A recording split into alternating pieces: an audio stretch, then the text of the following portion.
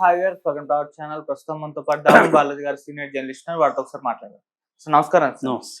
Sir, Kodali Nani health issues కు సంబంధించి ఎప్పుడో ఏదో ఒక వార్త అయితే అలా సర్క్యులేట్ అవుతూ ఉంటుంది సార్. ఇప్పుడు ఏంటంటే అతనికి కోవిడ్ సోకింది అని చెప్పేసి కూడా కరోనా వచ్చిందంటూ ఇవాళ మార్నింగ్ నుంచి కూడా న్యూస్ వైరల్ అవుతుంది. మరి నిజంగా కరోనా వచ్చిందా, లేకుంటే అతను అరెస్ట్ నుంచి తప్పించుకునేందుకు ఇటువంటి డ్రామాలు ఆడుతున్నాడంటూ ఒక విమర్శలు కూడా వస్తున్నాయి సార్. మరి ఏం జరుగుతుంది కొడాలి నాని విషయం? కొడాలి నాని అనుచరుడు దుక్కిపాటి శశిభూషణ్ ఒక స్టేట్మెంట్ ఇచ్చాడు. అదేంటంటే కొడాలి నాని దగ్గరికి ఎవరు రాకండి, ఆయనకి ఇన్ఫెక్షన్ సోకుతుంది, కోవిడ్ పరిస్థితుల్లో ఆయన జోలికి ఇప్పుడు ఎవరు రాకండి, దయచేసి ఒక 2 months తర్వాత ఆయనే మీ ముందుకు వస్తాడు, అంతవరకు ఓపిక పట్టండి అని వైసీపీ శ్రేణుల్ని ఉద్దేశించి ఆయన స్టేట్మెంట్ ఇచ్చాడు.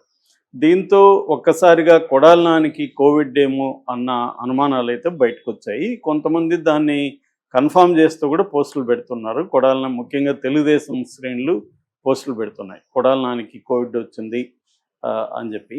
అయితే ఇదంతా డ్రామా అని మళ్ళీ వాళ్ళే కొంతమంది పోస్టులు పెడుతున్నారు. ఎందుకంటే కొడాలి నాని ముందు నుంచి కూడా అరెస్టు నుంచి తప్పించుకోవడానికి రకరకాల హెల్త్ డ్రామాలు ఆడుతున్నాడు అనేది వాళ్ళ ఉద్దేశం. నిజానికి అతనికి హార్ట్ ప్రాబ్లం ఉన్నమాట వాస్తవము. అందుకని అతను ముంబైకి వెళ్ళి అక్కడ ఏషియన్ ఆర్ట్ ఇన్స్టిట్యూట్లో బైపాస్ సర్జరీ చేసుకున్నాడు. డాక్టర్ రమాకాంత్ పాండే ఆయన వరల్డ్ ఫేమస్ థొరాసిక్ సర్జన్.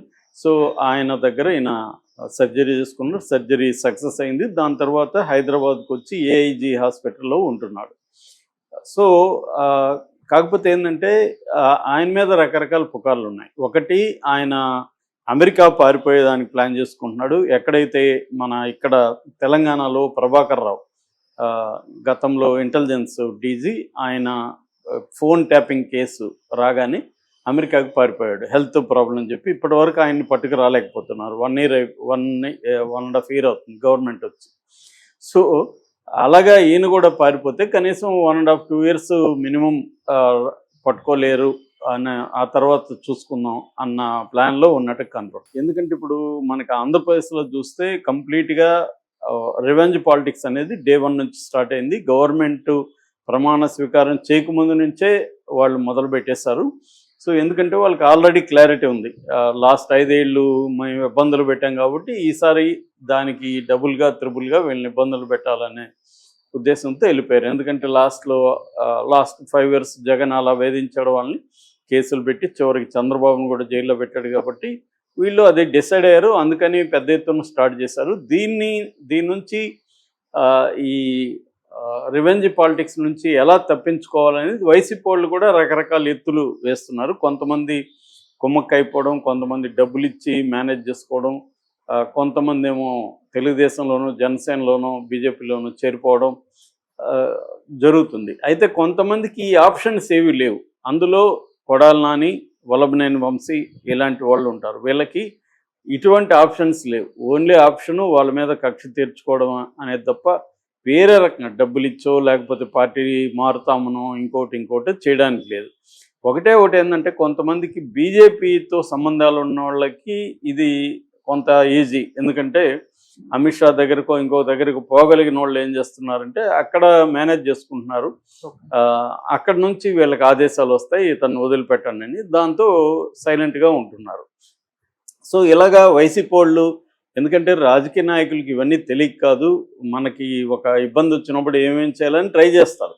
అయితే ఒక్కొక్కసారి అన్ని ఆప్షన్లు పనిచేయకపోవచ్చు. సో అలాంటి వాళ్ళే ఇరుక్కుంటుంటారు. మామూలుగా మనం చూస్తే చాలామంది ఉన్నారు వైసీపీలో. గతంలో డైరెక్ట్గా చంద్రబాబు హెచ్చరించిన వాళ్ళు, పవన్ కళ్యాణ్ హెచ్చరించిన వాళ్ళు, లోకేష్ హెచ్చరించిన వాళ్ళు ఎవరు అరెస్టులు కాల.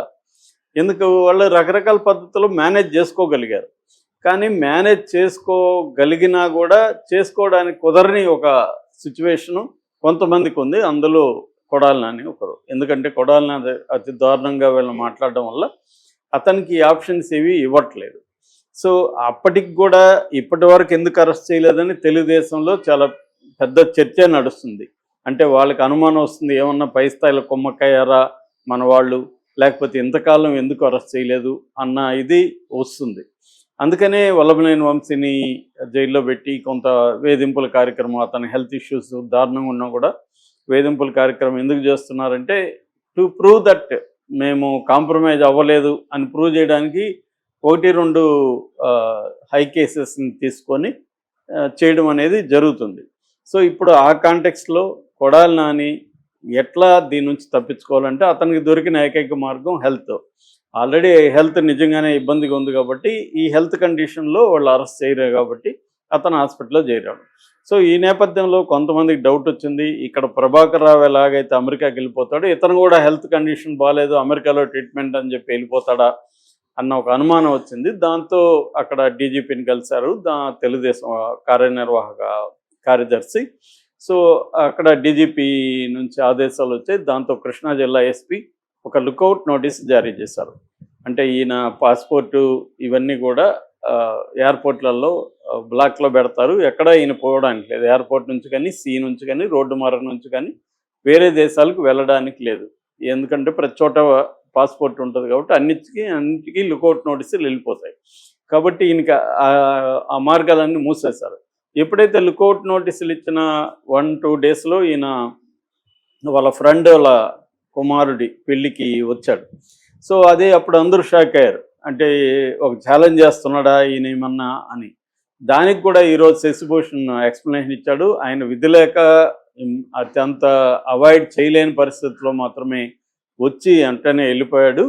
సో ఆయనకి ఇన్ఫెక్షన్ జనంలో ఉంటే ఇన్ఫెక్షన్ సోకే అవకాశం ఉందని ఇప్పుడు ప్రకటన వచ్చింది. ఇది డౌట్గా ఉంది అందరికీ, ఎందుకంటే ఆయనకి ఇన్ఫెక్షన్ వస్తే మరి పెళ్ళికి కూడా రాకూడదు కదా, ఎంతసేపు ఉన్నాడు అనేది ఇంపార్టెంట్ కదా. పెళ్ళికి వస్తే క్రౌడ్ ఉంటారు, గుంపుల్లోకే రాకూడదు. ఇన్ఫెక్షన్ ఉంటే మనకు తెలుసు ఐసీయూలో దగ్గర వాళ్ళని కూడా పంపించరు, ప్రత్యేక గౌన్ వేయించి 1 by 1 వెళ్ళి దూరం నుంచి చూసుకొని రావాలి. ఎందుకంటే ఇన్ఫెక్షన్ అనేది డేంజరస్ అన్నమాట. మరి అట్లాంటి డేంజరస్ ఉన్నప్పుడు నిజమైతే ఆయన ఎందుకు పెళ్ళికి రిసెప్షన్కి వచ్చాడు అనేది ఇప్పుడు బిగ్ క్వశ్చన్. అందుకనే చాలామంది ఏంటంటే ఇది ఇన్ఫెక్షన్ కాదు, ఏం కాదు, ఆయన కోవిడ్ వచ్చింది, సో దానివల్ల ఆయన ఇప్పుడు ఐసోలేషన్లో ఉండాల్సిన పరిస్థితి, అది చెప్పకుండా ఇలా చెప్తున్నారు అనేది ఒక ఎక్స్ప్లెనేషన్. రెండో ఎక్స్ప్లెనేషను ఇన్ఫెక్షన్ వస్తుంది ఎవరు రావద్దు ఇవంతా అట్మాస్ఫియర్ క్రియేట్ చేస్తున్నారంటే అక్కడ వీళ్ళకి అరెస్ట్కి ప్రిపేర్ అవుతున్నారు, దాని నుంచి కాపాడుకోవడానికి ఇవన్నీ చేస్తున్నారు అనేది సెకండ్ వర్షన్. ఎందుకంటే ఈయనకి హెల్త్ బాగుంది, ఈయన తిరుగుతున్నాడు బయట కూడా అనుకున్నప్పుడు వాళ్ళు అరెస్ట్ చేసే అవకాశం ఉంది. అరెస్ట్ చేసి రేపు కోర్టులో వీళ్ళేం ఆర్గ్యూ చేస్తారు, కొడాలి నాని బ్యాచ్ ఆయనకి ఆరోగ్యం బాగాలేదని చేస్తారు. అప్పుడు కౌంటర్గా పబ్లిక్ ప్రాసిక్యూటర్ ఏం చేస్తారంటే లేదు ఆయనకు బాగానే ఉంది, మన పెళ్ళికి కూడా వచ్చాడు చూడండి అని ఆ వీడియోలు అవన్నీ కూడా జడ్జి గారి ముందు పెట్టే అవకాశం ఉంది.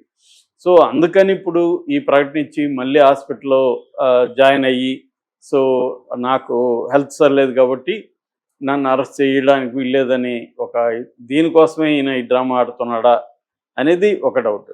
ఇంకొంతమంది ఏమంటున్నారంటే అసలు తెలుగుదేశం వాళ్ళు కొడాలి నాని ఎప్పుడో కాంప్రమైజ్ అయిపోయారు, కొడాలి నాని అరెస్ట్ చేయకుండా వదిలేస్తే తెలుగుదేశంలో అసమ్మతివాదులు ఎక్కువ దీని గురించి మాట్లాడతారు కాబట్టి కేడర్ అంతా కూడా నిరుత్సాహపడతారు కాబట్టి వాళ్ళ సలహా మేరకే ఈయన ఈ డ్రామా స్టార్ట్ చేశాడు. నువ్వు హెల్త్ అని చెప్తా ఉండు, మేము ఆ కారణాల వల్ల నేను అరెస్ట్ చేయలేదని చెప్తుంటాం.